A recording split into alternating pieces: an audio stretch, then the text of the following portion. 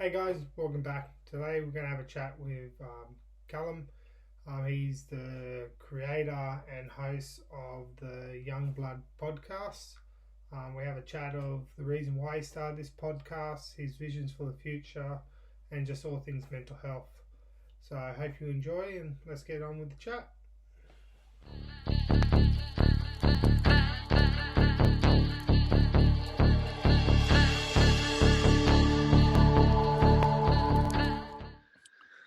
Okay, welcome Callum to my channel. Thank you for giving us your time and having a chat with me. Yeah, thanks for having me on, Luke. So can you just give like a brief description about yourself for my viewers? You run a podcast called Young Blood. So you can let us know about that. Yeah, so I'm 26 years old. I've got a podcast called Young Blood Men's Health Matters, or Young Blood for short. And basically that's just a platform for young men to talk about their mental health and their physical health and share their real, raw, sort of authentic stories. My vision was pretty much to create a space where blokes could just talk about the experiences that they've been through. Generally, that relates to overcoming some sort of adversity or going through a real test, often relating to a mental health struggle. Be that actually a diagnosed mental illness or losing someone or something very difficult that many of us have to go through at some point. And then we just discuss their story, what they've learned from it, how they got stronger from it. And the aim is to sort of inspire listeners who are 75% men, but it's also relevant to women as well, who hear it. And basically the idea is that it will encourage other blokes to want to, if not speak up and tell their own stories, at least engage with those stories, engage with their mental health, and to know that they're not alone and that many other people have the similar sort of problems to the ones that they have. I think that's because one of the main issues with the suicide rates being so high and rates of mental illness being so high is there's so many men out there that feel like they're the only ones going through whatever they're going through, and that they carry a sense of shame around that and feel as though they can't open up, or they're going to be judged, or they're not normal, or they're weak. So it's just all about trying to change that stereotype, man. Very similar to yourself. Yeah, and it is a great message. We and I say a lot that we as men get taught at a young age, especially like from my dad's generation back, is to man up, to harden up, to Yeah, bottle up your yeah, feelings. We don't talk about it. We move on. We have a job to do as a man of the house, husband, father, protect, which I think is the most silliest notion ever. yeah. Because once you bottle stuff up and you don't learn how to release it properly, that's when explosions happen, anger, outbursts, really bad mental health, and it can lead to suicide. So That's it. And people just not understanding their feelings and not knowing themselves, and then taking it out on others. And I think that notion of, man up, be a man, we have a job to do. I think, yeah, we do have jobs to do. Men do need to be protectors. They need to be providers. There's nothing wrong with that. But I think it's understanding that we need to know ourselves and look after our own mental health and respect that, because if we don't do that, it's actually going to really affect our ability to be a provider and be a protector. If you're bottling up all your anger and your feelings, and you're confused and you don't know how to react emotionally, you're going to end up hurting people that you love. You're going to end up letting people down, and you're going to end up not being as effective a role model and a father and a son and a partner as you could be if you looked after that stuff. So I think it's about changing the perception of how we look at that. yeah, no, I agree.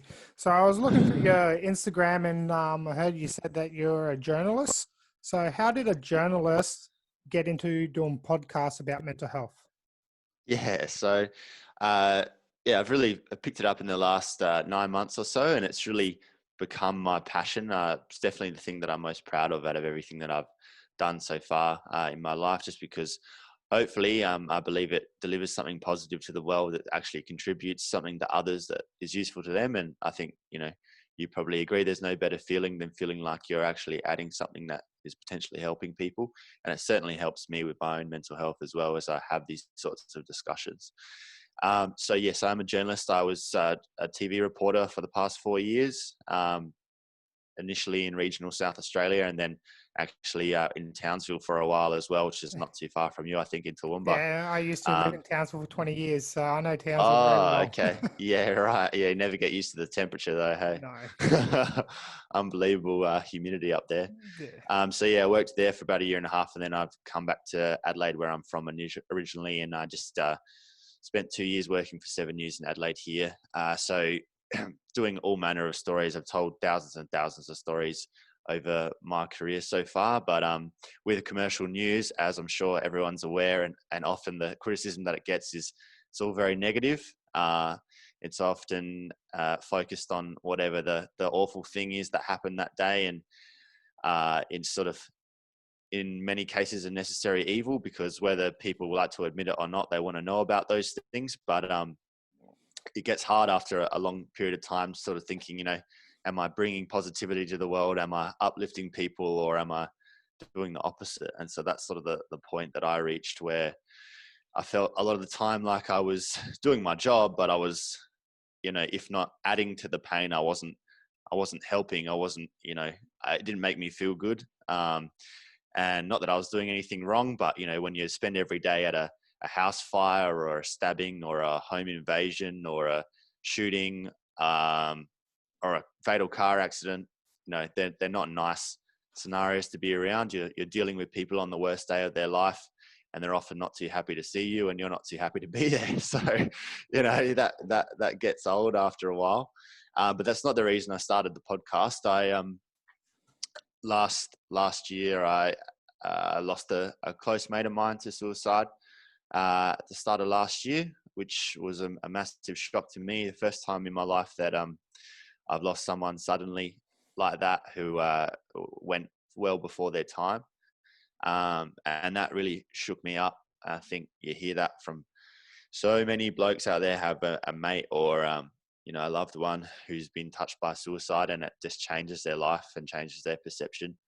And I guess all you can do is try to change your own life for the better and try to take some positivity out of it. Sounds awful, but for me, it was a bit of a wake up call, shook me up, made me take my life a bit more seriously.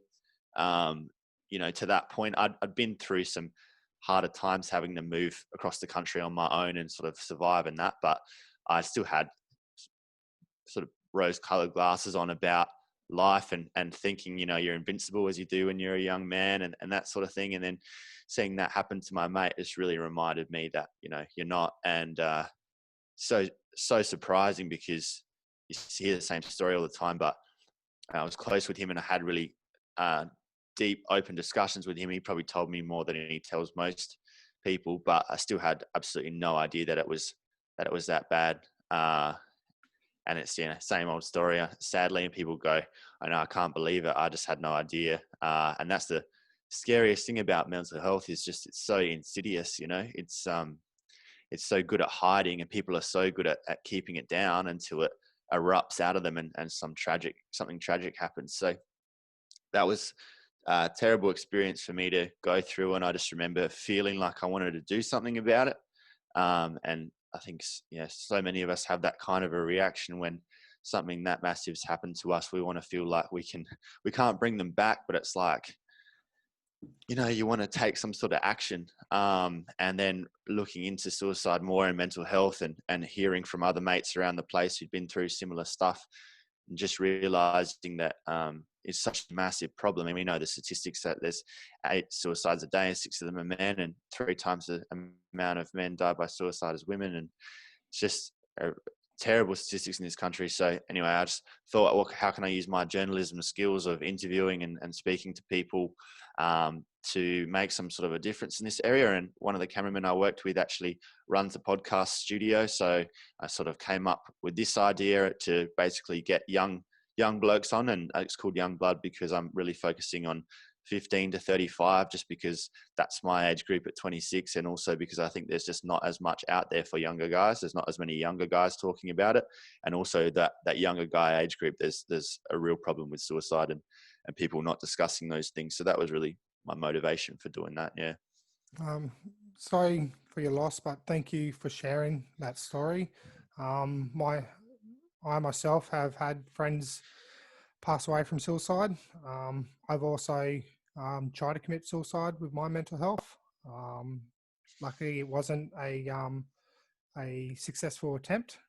Um, but you know, like you were saying, when you lose someone, it's hard. Like I lost a mate, not to suicide, but to a really bad truck accident out of the blue. Mm, And that was really weird for me because I suffer from PTSD, depression, anxiety, and stuff. I'm on medication. To start yeah. with, I was just numb to it, which made it worse. It made my anxiety flare up because I knew I should be sad and stuff, but because of the medication, it was numbing me until the funeral, and then it just broke. So death at any stage or any reason is really impacting. And, you can go backwards, you can go to the bad side, and, you can go down a deep rabbit hole into depression and stuff like that. Yeah. So it takes a lot of courage, and, shows what type of man you are, that, you took that experience, which is the saddest and probably the worst thing you can go through, and to turn into a positive, in a way to honor your mate, and to do this in honor of him. So it's commemorable, and I thank you. Thanks, brother. Yeah, that means a lot, and that is totally how I feel. I feel like I have honored him in doing it, and I think that's a large reason why I'm proud of it, and which it makes me a bit emotional as well, thinking about it and talking about it often. And I think you're right. Something like that happens to you, people can go one of two ways, and you can't really blame them for doing either. I don't think, in terms of being so affected by it, that you spiral down and go down the rabbit hole yourself, negatively, and that's understandable. For me, my mate was such a motivated, passionate, driven person, who really had a zest for life, and really high goals for himself, and standards that were too high in the end. But he really always wanted to push the limits, and that was a big part of our relationship, was inspiring each other to do more with our lives. So for me, it was a way to honor him and respect who he was, by thinking about, okay, how can I take action here? He was a man of action. I'll get more out of making something positive out of this, and doing something, than I will out of wallowing in the sadness of it. And what I've done is just try to remember him for the really good qualities that he had, the strong attributes that he had, and then make sure that his memory lives on through me, by trying to apply those traits to my own life, and think about how he would have responded in certain situations. And I think that that's the best way you can honor someone, is to carry on what you learned from them and use it to live a better life yourself, and most importantly, help others not get in a situation like that, or just inspire them as well. Because I think we all just have to lift each other up, man. If we don't look after ourselves and look after our mates, there's no one else out there doing it for us. We have to do the work, and we have to keep an eye on each other. So yeah, that's really what it's all about. It is, and I'm a bit lucky. I got a lot of good friends that I lean against, and since I started this channel, and opening up more about my mental health, I have mates now that I always thought they were on top of the world, or happy every time I saw them or spoke to them. Everything was going good, and then finding Yeah, out now that it's not that good, and and not yeah, they are having problems. And now they seen that I've been able to open up about what's happening with me, and openly talk about it. It's given them the courage and the yeah, awesome, knowledge man. to able to do that too. So, and Great. I've listened to a couple of your podcasts, and you're doing the same thing. People will be listening to it, and learning, and it might not happen straight away. I've been Yeah, doing my it plants the seed though. yeah, plant that seed. Like I've only been doing it. I started this channel probably 2 years ago, but I still wasn't right mindset to do it properly. So I kind of faded away because I just wasn't quite ready. I was still working on myself. So I've been Yeah, doing it now for nearly 2 months now. Again, like full time because I'm not allowed to work due to my mental health from my Yeah. military career. So this is what I've been putting everything into. I've got to a stage where I didn't want to sit on the couch anymore. Didn't want to, sleep in anymore. Wanted to give out because I was a medic in the army. So I've always been a person to help others. That's why I think I was on this earth for. So you're doing an amazing job. And, it's showing. I saw that you've been nominated for a Men's Health Award for this year. So that's pretty amazing. Yeah, man, that's really cool to get recognized, I suppose. I think that's definitely not why we do it. I think you and me both, the reason that we're being able to be motivated enough to keep pumping out this content for free and spending a lot of our time doing it is because we truly believe in it. And we know it makes a difference and it helps us with our mental health, helps others. So that's really our motivation for it. And I think if you're motivated by anything else, you probably won't stay the course and commit to it. If you don't believe in a bigger mission, it won't be enough to keep you going. But it is nice to get a nomination for the Men's Health Awards, and I guess to be up there with some of the other names who are making an impact like that. I think there seems to be quite a lot of people who are talking about this stuff and coming out and creating content and more, which is really good to see young guys coming up with their own initiatives. So just to be one of those people that gets a mention along with that group is something that I'm really proud of, and couldn't care if I am a finalist or win an award or not. But it is good to show that, well, basically, people are watching it, more people are taking in the content, and if you're getting that kind of recognition, then people are listening. And I guess my main goal is just to keep growing it, keep growing the audience, get more and more people to engage with it, because then you have a bigger impact and help more people. So the only reason I'd want an award is if it would help me make more podcasts, pretty much. So yeah, we'll see what happens with that. But I think, first of all, it's awesome that we even have men's health awards like that, where the country's got organizations set up to recognize people who are trying to make a difference in this area. And I think, man, even I'm obviously much more engaged with it now as you are, but even like 5 years ago and certainly 10 years ago, I don't feel like there was any of this stuff, other than Beyond Blue or whatever. There wasn't all these other little initiatives and so many people doing their own thing. And I think, it's a long battle. It's a generational thing, talking about health and stuff like that. I think as we grow up and raise our kids, if I have a son or sons, and I certainly will, raise them to be engaged with their emotions and their mental health. And hopefully, the people who engage with my podcast and all this kind of content, they're then raising their boys to be the same way, and the girls as well. And then that slowly starts to really change things. But I think it takes so long to turn it around. But this is how it happens. It has to be people who've got lived experience, who've been affected by it, who are of the age group that we're trying to speak to. It has to be us leading from the front and trying to change things. So I think we're all doing that, which is awesome. And it's only going to grow because that's the power of it. And that's why we're doing it. Like you said, with your mates, they see you doing it, and they've obviously thought of you as a hard man in the past. You're in the army, that's about as hard as it gets. And then seeing you being able to talk about it and be honest about what you've been through, and that's extremely healing for you. And that's because it opens you up and that lets other people in, and then you're not alone, and then that inspires people to want to open up themselves. And I think that's how you save lives, man. That's how you get the ball rolling. That's how you get people to go and see a professional, or tell their mate, or like cry on the shoulder of their partner. That can be what starts that off. And I think that's so powerful. So yeah, massive respect to what you're doing as well, because you also open yourself up for judgment, man. And I know you probably would have struggled initially worrying about, what you thought people would think of you. So that must have been a bit hard to get over.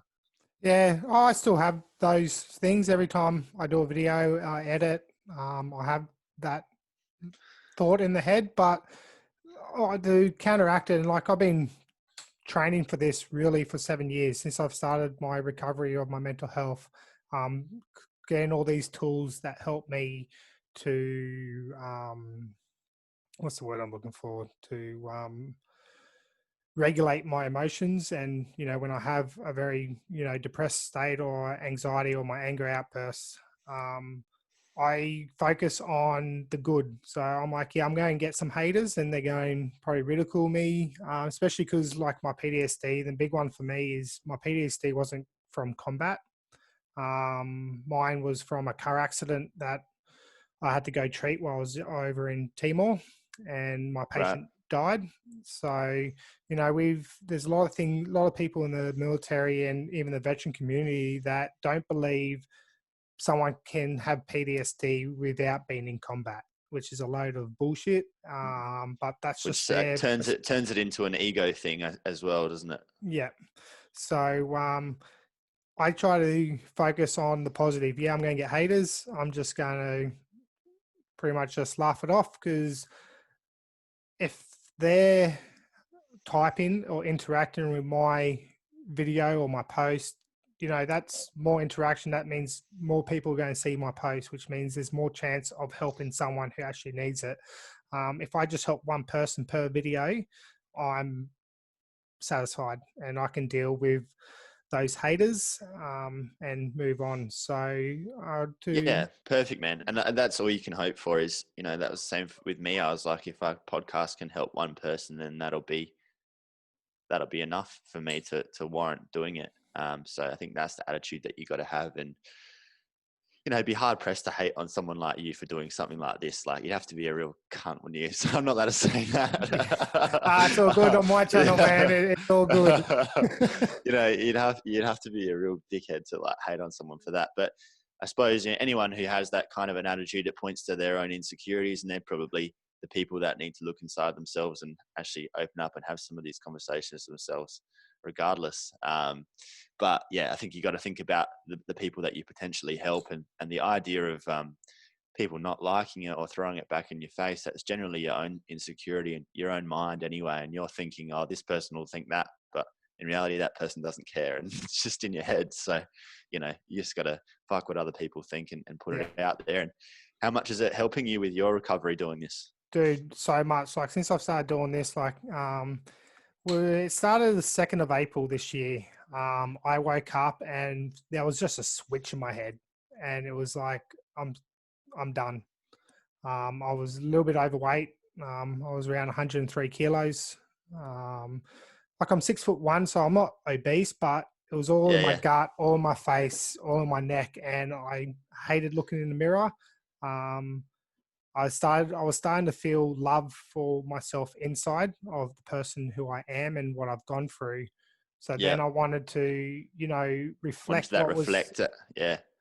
And so I just started working out. I got offered a ambassadorship for the Beard Struggle, which is beard products. And, that's good. I'm not focusing on sales really. Like family members want, I'll give them my discount. But, the people that's been in there that I've met so many people all over the world, whether Norway, Iceland, America, Canada, England. I talk to these guys every day, and they're really good at filming and editing and stuff. So I'm learning from them to grow. And then even when I'm having a bad day, there's someone else I can lean on. So since then, every day's been getting better and better. I'm getting stronger, Awesome. both physically and mentally. I've lost 10 kilos in the last 2 months. Oh, well done, man. So I'm eating healthier. Feeling a lot lighter on the feet. Yeah. And I'm eating healthy again. I was a big comfort eater. Love burgers, chips, sausage roll, pies, Coke. It's just everything. And, I was still having some good meals because I have a young boy and a wife, and, dinner time, or if they're home, we have something to eat. But if wife's at work and the son's in daycare, you go the easy option. I go the easy option. So it's been a bit of a struggle to start with to break that habit. But now I think I've busted through that ceiling where I'm actually enjoying making a healthy omelette in the morning, or having salad and, Yeah. a nice lean chicken for lunch, and we're having awesome meals with like loads of veggies, and I'm feeling better for it. And that's one of the message I'm trying to put out too is, we focus on mental health a lot. Like for me, for example, like I started getting mental health problems in 2013, and since then I was focusing on my mental health. As a medic, I knew what was happening, so I knew I had to do something to fix it. So I've been focusing solely on my mental health and letting my physical health go down the drain. Yeah. And, every year or every tool I learned or every activity I did, my mental health was getting better, but then it will just start dropping again because of my my physical health and the way I was eating and, taking care of myself. And then Yeah. I'll start building back up my mental health, get to a stage, and then it'll just drop again. Um, Mm. Last 8-9 weeks has been probably the most progression I've ever made, and it's because I'm not just focusing on my mental health, but I'm not also not focusing just on my physical health. Also, I'm focusing on my whole being, Yeah. holistic approach to it, and Yeah. it's been awesome. I've probably only had one real small depression state in the last 9 weeks, but that only lasted for I think it was only like 2 or 3 hours. When Yeah, usually man. it lasts That's like 2 or 3 amazing. days. So Yeah. it's going It's good. got to be that. It's got to be that whole package. Like I think you got to think of it as you are, where you can't have good mental health without good physical health, and you can't have good physical health without good mental health either. Or it's very difficult to, just because doing those workouts in terms of your energy that you have, it's so much higher. Those endorphins, I think you underrate how good that makes you feel. For me, like I'm totally addicted to endorphins. I've been lifting for, well, it's my 9th year, pretty much, you know, 5 days a week, 5 6 days a week for that whole time. And when I was really young, it started off with just wanting to look really good on the beach and being obsessed with how I looked physically. How like you are when you're younger. And part of it is you still want to maintain that, but for me, it's just that the mental side of it is just way too big of a thing for me. Like I find if I don't do that, and if that's not the basis of my day, I'll really feel the difference. I can have a rest day because I'm not crazy about it, and that's necessary sometimes. But if I fall off on that, I find I don't get stuff done I need to get done. I'm not as sharp. I can't form sentences as well. I'm nowhere. I feel like I'm a shadow of myself without doing those workouts. And then I get sluggish and end up lying down for too long, and then I start to feel blue, and it just spirals downwards. So I think you got to do all that work all the time, and then you give yourself the best chance possible to stay in that real positive headset. And then, yeah, it's tough. It takes so much discipline. If you fall out of it, then one thing goes wrong, and before you know it, you're all the way over this side again. So you got to keep it really balanced, and it takes so much work. That's why people don't do it. Yeah, no, it is. And, I've surrounded myself with professionals. So I got an exercise physio who does all my programming for me, and I see her once a week. I see a nutritionist now every 4 weeks to work on my healthy living. I don't like calling it a diet because I hate diets. I don't believe in diets. I think Because that they end. they end It's like a exactly. lifestyle. Yeah, Yeah. yeah. So that's what we're going for at the moment. And I used to, come 2 o'clock, I'm tired again. Even though I slept. I go to bed like 11:30, 12. I wake up at like 7, or anywhere between 6:30 and 9, depending on when my son wakes up, because my son is my alarm clock. But then I'm tired again by 2 o'clock.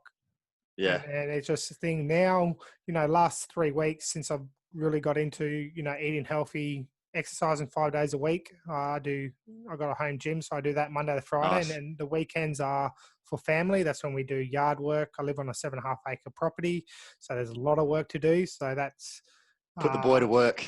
yeah. So, but now I'm waking up at 5:30 in the morning, and that's no Yeah. alarm. That's just me getting up.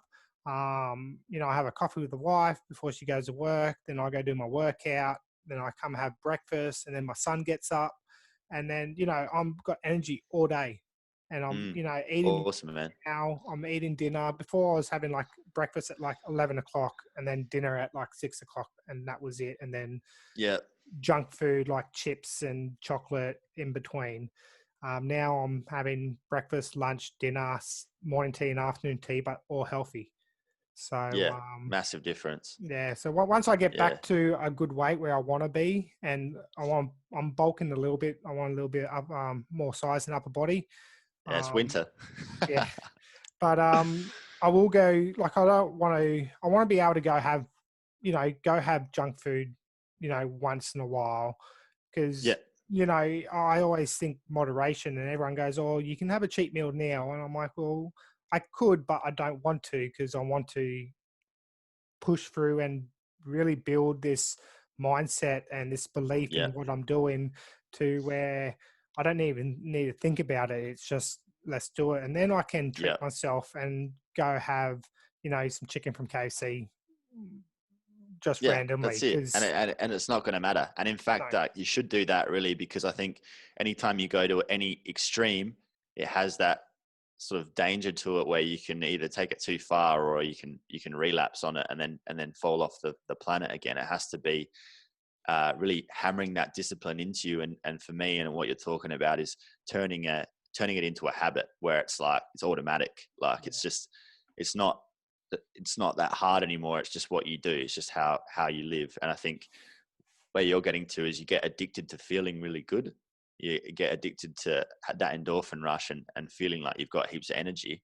And then you realize that that's a way better way to live than the way you were before. And then if you were to eat junk food for 3 days now and get up at 11 and not work out, you'd feel so shit. You'd be like, fuck this. I probably want to start doing the work again. It's just like we're so good at adapting. We're so good at getting used to whatever we're used to that we think that's normal, but you want to be used to feeling good, and then you just want to keep feeling good. So yeah, it sounds like you're on the right track, man. Anyway. yeah, no, I'm loving it. So no stopping. Still got a lot. I got an end goal, or not an end goal because it's going to keep evolving. But Yeah. in December, it's mine and the wife's 10-year anniversary. So we were meant to go to Fiji, but with all this Corona stuff, can't go. Yeah. So we're probably going to go to Gold Coast for a week, and that's Nice. when I want the body. You're going to get on So the beach. yeah, go to the beach and show off, be some Nice. eye candy for We're the gonna have wife. to we're gonna have to wax you, I think, on the chest there. But yeah, no, That's good, man. Yeah, that'll be good. Be good for your confidence, and I think it's good for your mental health to see yourself doing well physically, and it just puts you in that good headspace, and it just shows that you have that respect for yourself, and it's going to make you easier with the mental health stuff. So you're totally approaching it the right way, and I'm sure having these conversations as well in the gaps that you have, it's all pretty positive and sort of healing as well. So you must feel like you're more or less all the time taking the right steps and feeling better. It's not perfect. It's like some days you feel shit and that's normal, but as long as you're generally taking the right steps and you're going the right way, I reckon. yeah, no, it's good, and I love what I'm doing, and I get as much out of it than people I interview or I have a chat with, or even people that are visiting. Like my last one that I uploaded yesterday with Josh, is a US Army combat veteran over in America, and he had me in tears by the end of the video, just from the inspiration he has. Like, he went really down a very dark hole with alcohol and getting into fights and aggression and all that. So to see his story, that broke me. I was crying, happy tears. I'm man enough, and when I say man up, that's what I mean. Like, I manned up. I was in tears. I was emotional, and I Yeah. expressed it, and that's how we should do. And you're saying it earlier before, like, we don't do this to be famous. Um, you know, for me, and I always say this, I would love 1 million followers on YouTube or Instagram, but not to be famous in the sense of getting wealth and being cool. And it's more that if I have 1 million followers, that means there's 1 million people Hearing your message. listening and hearing my message, and that means I can help more people. And Yeah, man. when you were talking about that, there's a phrase that it's been said for generation is, if you enjoy what you do, you'll never work a day in your life. Mm. And no matter if I'm up at 12 o'clock at night talking to someone in America because of the time difference, I enjoyed this and I get just as much out of it maybe even more than my viewers or the people I'm talking to. So, and that's why when I saw you, I'm like, I gotta get you on the channel. We're on the same path, and I want to spread Yeah, man. your name and your podcast around. So, the more people hear this type of content, the better. So, thank you very much.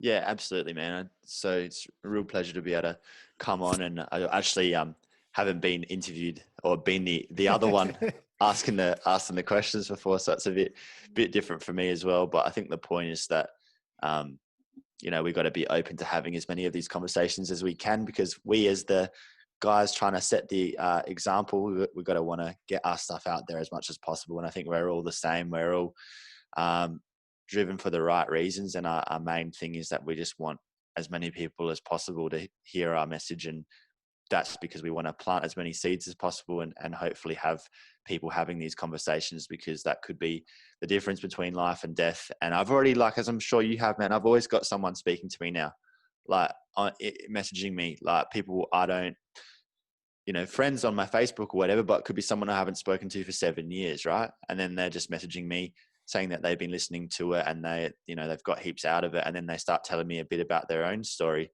And that's like, that means a lot. It's really powerful. I've also had mates, like some mates who I would have regarded as like real tough dudes, actually tell me about what they've been going through with anxiety, depression, and stuff, and no idea, like, and hearing that they hadn't told anyone else about it either, and then being able to just listen to them and sort of use a bit of what I've learned through talking to people like a psychotherapist or a psychologist, and having these conversations all the time. But mostly, it's not rocket science. Just listen to people, just hear them out and don't judge them.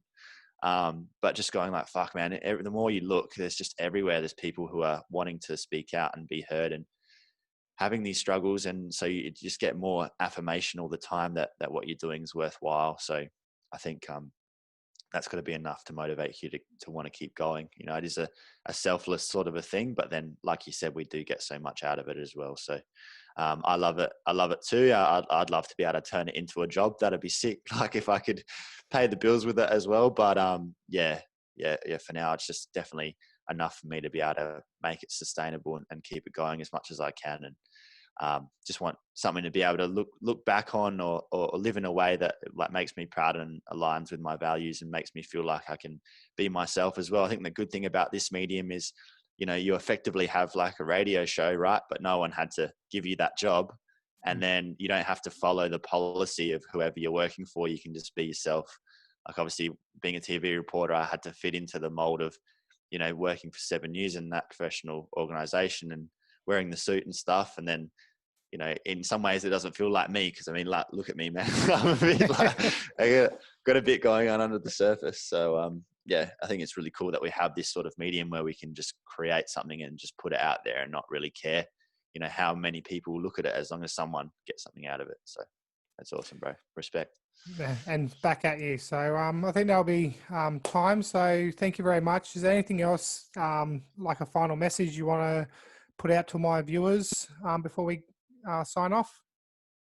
I would just say something that I'm sure you say all the time. Just engage with it. If you're feeling something, if there's a reason people are watching your channel, that's probably because they've got something themselves that they've been thinking about. And I'll just say the obvious thing, don't be ashamed of it.